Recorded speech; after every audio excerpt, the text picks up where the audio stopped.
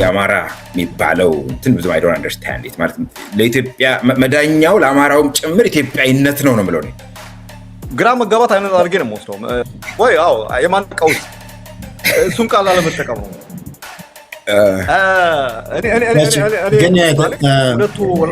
ሁለቱም ወላጆቼ አዲስ አበባ ላይ ነው የተገናኙት። የተወለድኩት አዲስ አበባ ነው። ቡልጋ የሚባለውን ሀገር ዘመዶቼን ለመጠየቅ ሲሄድ ነው የማውቀው። የሚባለውን ሀገር ዘመዶቼን ለመጠየቅ ሲሄድ ነው የማውቀው።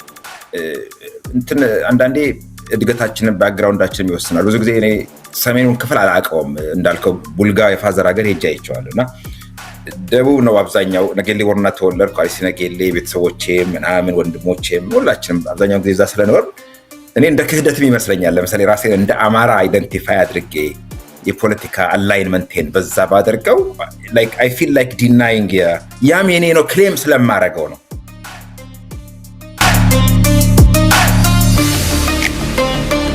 አዲስ አበባ መለስ ኮስሞፖሊታን ፒያሳ ዶሮማኒቃ የሚባለው ሰፈር ነው ልጅ ማለት እና አንዳንድ እኮ ማንነቶች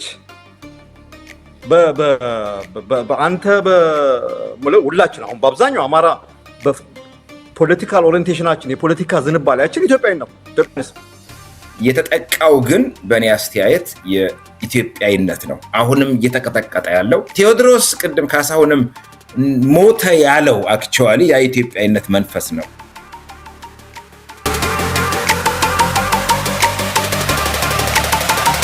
ጥቃት እየደረሰብን ያለው እየተጠቃን ያለው ግን አማራ ተብለን ነው። ኢትዮጵያ ውስጥ አሁን ባለው ሁኔታ የውጭ ጠላት ኃይል መጥቶ እያጠቃን ያለው የውስጥ ጠላት ሰብናሽናሊዝም የንዑስ ብሔረተኝነት ነው ኢትዮጵያ ውስጥ አሁን ችግር እየፈጠረ ያለው። እኔ እንደገባኝ ተክሌ እኔ ሶስታችንም ከአማራው ማህበረሰብ ነው የመጣን በተንደረደርኩበት ሀሳብ ላይ እኔ ራሴን እንደ አማራ አልገልጽም።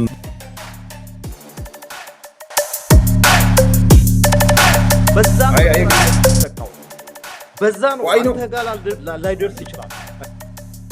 ያሁን የአማራ አንተን ጋር መጣ እየኖረው ነው ያለው የአማራ ናሽናሊዝም እንደውም ተራኪ ማለት ነው። የሚገርም ነገር I think እኔ ይቅርታ አስከብር ትንሽ መስፍን with all due respect ሁለት ነገሮች አንዱ ትልቁ ቅራኔ እሱ መሰለኝ የአማራ ብሔርተኞች ነን የሚሉ አሁን መስፍን እንደሚለው ኖ የኛ ብሔርተኝነት ጸረ ኢትዮጵያዊ ብሔርተኝነት አይደለም።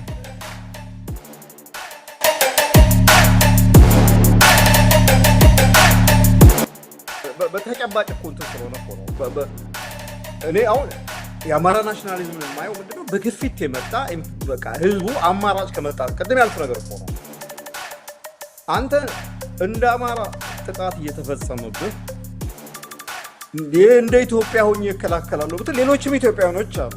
ሌሎችም የኢትዮጵያ ፓርቲዎች ነበሩ እኮ አይደለ? ኢትዮጵያ ውስጥ እኮ አልጠፉም። ምንድነው ጉራ ፈርዳ እኮ ወደ ስንት ነው ወደ 70 ምናምን ሺህ የሚጠጋ አማራ ተፈናቀለና በምክር ቤት ጥያቄ ሲቀር መለስ ዜናዊ ምንድን ነው ያለው? እነዚህ ሞፈር ዘለል ነው ሞፈር ምናምን አርሶ አደሮች ናቸው። በቃ መጥተው የአካባቢውን አጥቅተው የሚሰፍሩ ናቸው እና which means justify ነው ያደረገው ስርዓቱ justify ነው የሚያደርገው።